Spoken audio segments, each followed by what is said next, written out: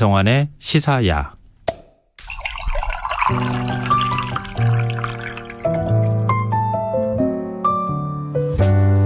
맛있고 멋있는 우리 술을 찾아 떠나는 불금의 교양학 시간입니다. 주류문화 칼럼니스트인 숙명여대 미래교육원 명욱 교수 나오셨습니다. 안녕하세요. 안녕하세요, 명욱입니다. 네, 우리가 지난주부터 우리 전통주가 세계 문화유산으로 등재되기 위해서는 어떤 노력이 필요한지 얘기 나누고 있는데요. 지난주에 또 일본 사케하고 비교하면서 굉장히 흥미로운 정보도 알려주시기도 하고 그랬어요. 그러니까 사케 만드는 쌀을 크게 키워가지고 쌀알을 크게 키운 다음에 도정을 해서 사케를 만든다 이런. 그렇죠. 굉장히 좀 그 인상 깊게 좀 들었는데요.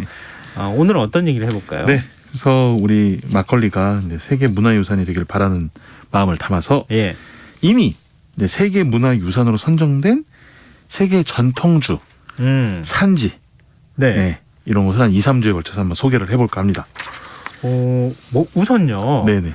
세계 문화유산으로 지정되기 위해서는 어떤 조건이 필요합니까? 뭐 일반 분들 많이 알고 계실 거예요. 뭐 굉장히 천재성을 보여주는 뭐 걸작품이어야 된다든지, 역사성을 가진 건축물이라든지, 뭐 인간의 가치를 보여주거나, 뭐 문화적 전통, 뭐 이런 것들인데 이 술 관련해서는 뭐가 있냐면은 이 전통적 인간의 정주지, 그러니까 살아온 곳들, 그리고 토지 이용의 탁월한 사례가 중요합니다. 토지 이용에 탁월한 사례요? 이 땅을 어떻게 일궈 나갔느냐. 그리고 또 하나 살아있는 전통과 사상, 신념 이런 게 굉장히 중요합니다. 그래서 우리 만약 막걸리 비키가 세계문화유산에 선정이 된다면 아마 살아있는 전통, 사상, 신념 아마 여기에 될 가능성이 높다. 이렇게 좀 말씀드리고 싶어요. 뭐 하나의 어떤 유산이 만들어지기까지는 말씀하셨던 그런 게 다 필요한 거죠. 맞습니다. 여러 사람들을 거쳐 여러 대를 거쳐가면서 그걸 만드는 데 있어 정성이라든가 또 만드는 방식에도 뭐 일종의 생각이나 이런 것들이 깃들 수밖에 없으니까요. 맞습니다. 근데 그 세계문화유산으로 그러면은 선정된 술에는 어떤 게 있습니까? 이게 뭐 술이 선정됐다기보다는 그 술이 만들어진 산지나 문화 이런 것들이 선정된 건데 뭐 당연히 뭐 잘 아시겠지만 와인 그렇죠, 무조건 들어가죠. 와인이 가장 많고 맥주도 있습니다. 그래서 뭐 특정 지역의 뭐 와인 문화 또 맥주 문화에 대해서 선정이 된 건데 그래서 와인은 현재 한 14곳 정도가 있어요. 이게 매년 바뀌긴 하는데 14곳 정도가 있고 맥주는 한 곳 정도가 있습니다. 그래서 오늘은 그러면은 와인을 먼저 한번 볼까요? 와인부터 그러니까 지금 그 와인 14곳이 선정됐다는 얘기는 와인이란 술 자체가 아니라 14곳의 독특한 문화권을 가지고 있는 곳이 세계 문화유산으로 지정이 된 것이다. 맞습니다. 그러면 와인하면 대표적으로 프랑스 많이 얘기하잖아요. 네, 맞습니다. 그래서 이 많은 와인 산지가 이제 세계 문화유산으로 선정돼 있는데 현재 이제 선정된 곳으로는 보르도 지역. 유명하죠. 그렇죠. 보르도 와인 너무너무 유명하지 않습니까? 또 보르도 안에 있는 생떼밀룡이라는 곳, 그리고 샴페인을 만드는 샹파뉴 지역, 또 부르고뉴 와인 또 유명하잖아요. 또 프랑스 중부의 루아르 지방인데 루아르 지방이 유명한 게 뭐냐면 100년 전쟁 때 그 오를레앙 성이라고 그래서 잔다르크가 영국군으로 탈환한 그 성이 있는 곳이에요. 그래서 이런 곳들 그래서 현재 이제 포도 산지로 약 5곳이 세계 유산으로 선정되었고요. 일단 오늘은요 제가 소개할 곳은 이 중에서 가장 먼저 선정된 생떼밀룡이라는 지역부터 시작을 해야 합니다. 생떼밀룡은 약간 좀 낯설어요. 우리 입장에서는. 이게 왜 세계문화유산으로 지정이 된 겁니까?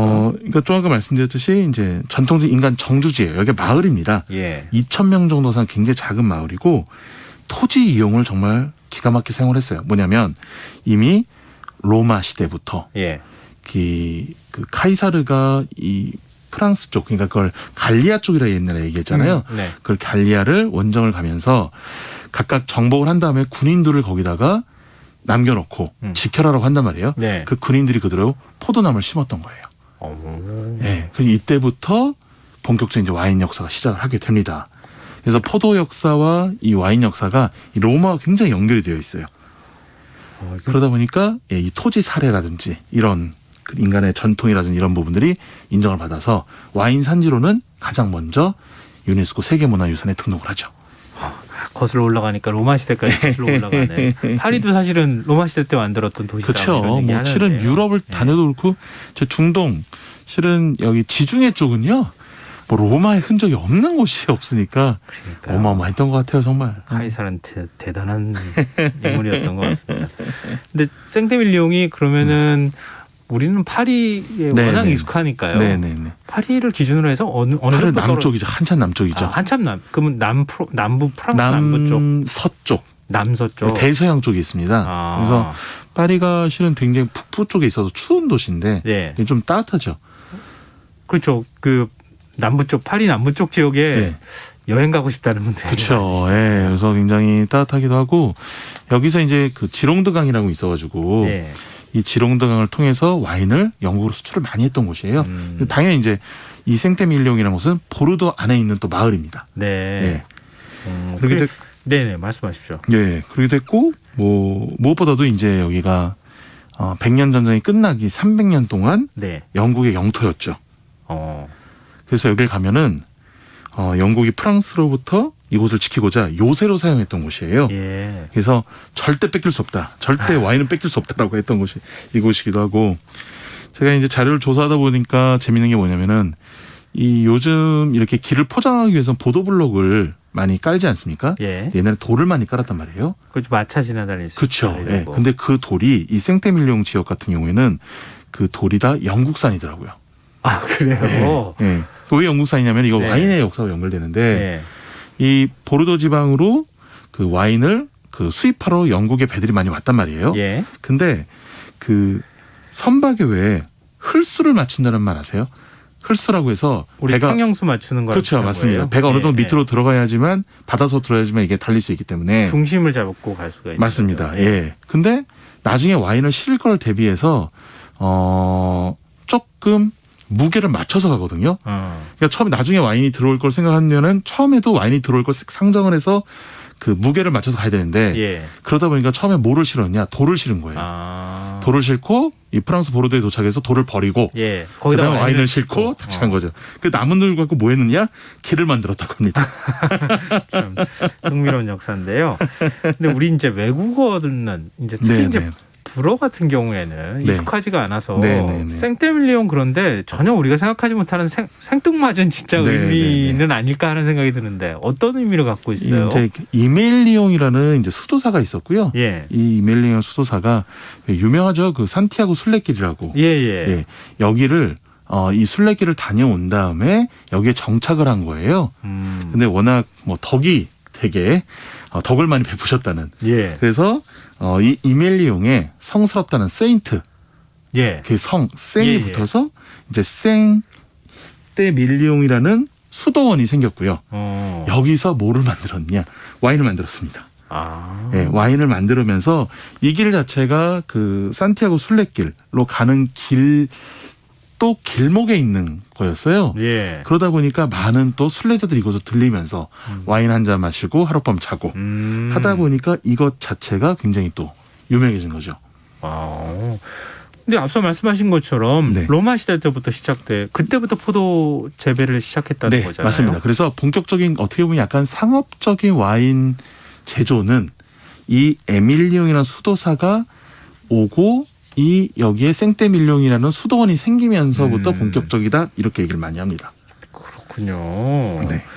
이게 참 우리 뭐 예를 들면은 뭐 어느 도시 이름 같으면은 뭐 시내가 흘러가지고 무슨 한자를 사용한다거나 이렇게 하는데 여기 사람의 이름, 수도원의 이름을 따가지고 도시가 생기는 그런 데네요. 그래서 참 아시다시피 실은 영어나 뭐 불어나 또는 이 스페인어 보면은 뭐 상이라든지 생이라든지 세인트 이런 게 들어가는 경우도 많은데 이런 것들이 아시다시피 대부분 이제 성 누구누구 이제 존칭을 뜻하는 거잖아요.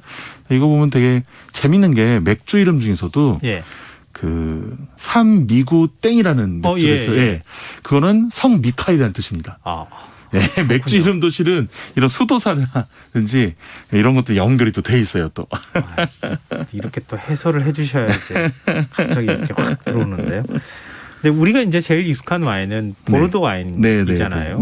그 와인하고 좀 비교해 보면 어떨까요? 뭐 말씀드렸듯이 생테밀리옹이라는 지역 자체가 이제 보르도 안에 있다 보니까 많이 비교되기도 하고 실은 같은 종류 아니냐라는 생각하는데 좀 다른 부분들이 있습니다. 뭐냐면 뭐 보르도 하면 흔히 5대 와인, 뭐 그랑크리 뭐 특급 와인 뭐 이런 식으로 많이 얘기를 하거든요. 네. 5대 와인 이런 것들이 뭐 땡땡 무통, 땡땡 로칠드 뭐 이렇게 얘기하는데 예. 실은 이 지역은 그 강 옆에 있는 뭐 좌안이라고 얘기를 하는데 강 옆에 있는 이 하구 쪽을 간척을 해서 만든 곳이에요. 네. 그러니까 역사적으로 따지면은 그렇게 오래되지 않았습니다. 한 400년, 500년 정도만 됐고 어떻게 보면 더 오래된 곳이 이곳인 거예요. 그렇죠. 지금 로마 시대 때부터 시작해가지고. 맞습니다. 예. 그러니까 옛날에 로마 시대 같은 경우에는 이 보르도 쪽에서 그 와인을 많이 이동시키는 역할을 했는데 정작 우리들이 이제 보르도의 5대 와인 그런은 이제 메독 지방이라고 얘기하거든요. 이곳은 간척지였던 거고 그 간척지를 개척한 인물들이 프랑스인들이 아니고 간척지로 유명한 나라. 네덜란드. 네덜란드인들이 들어간 거예요.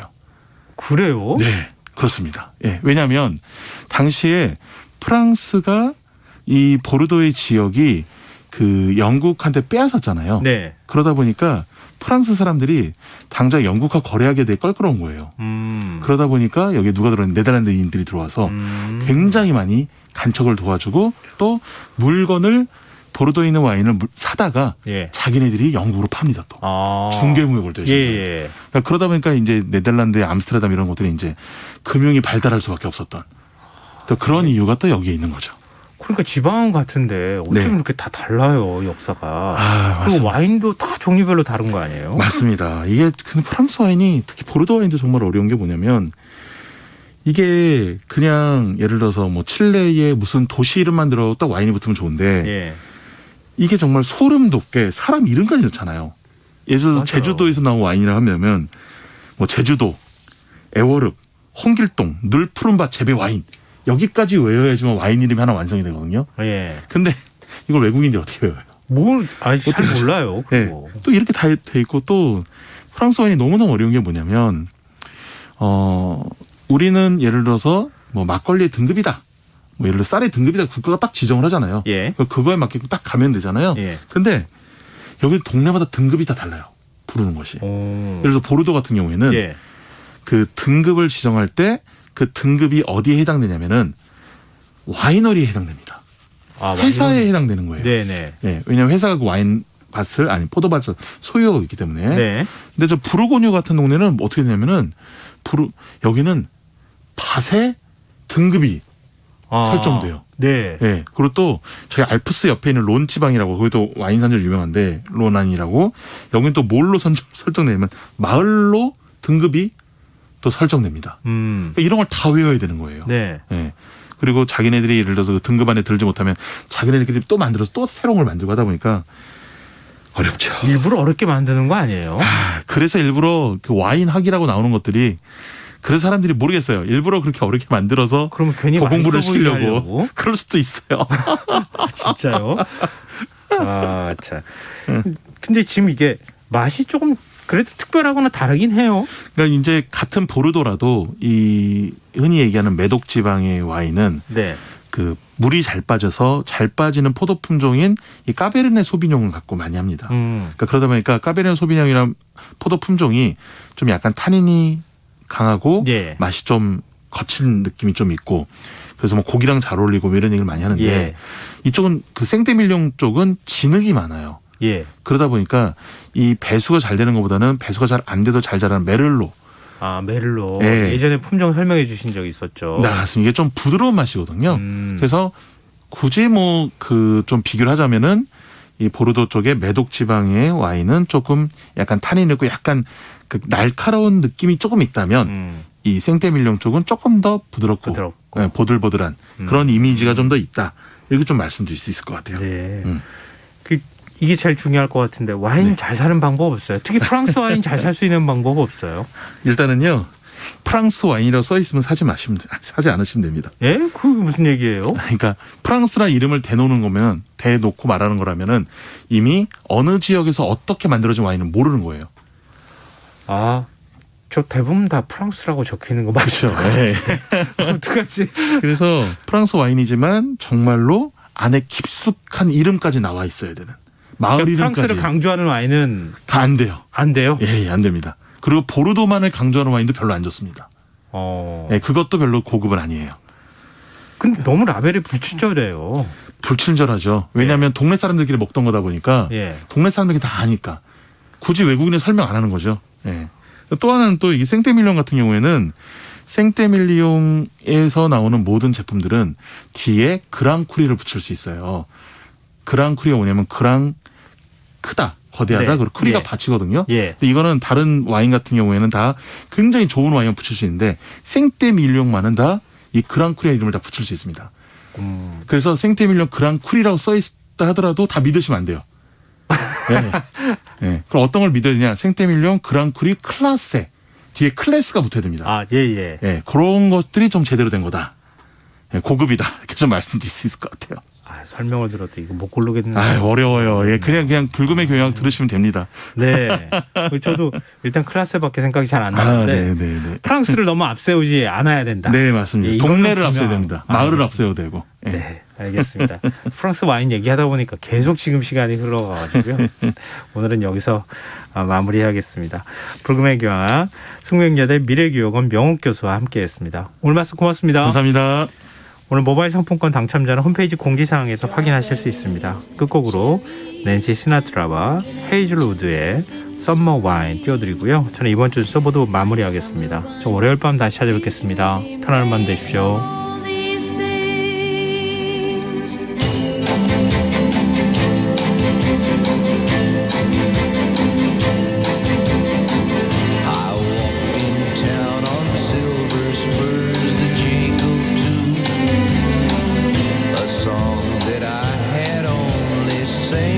Just a few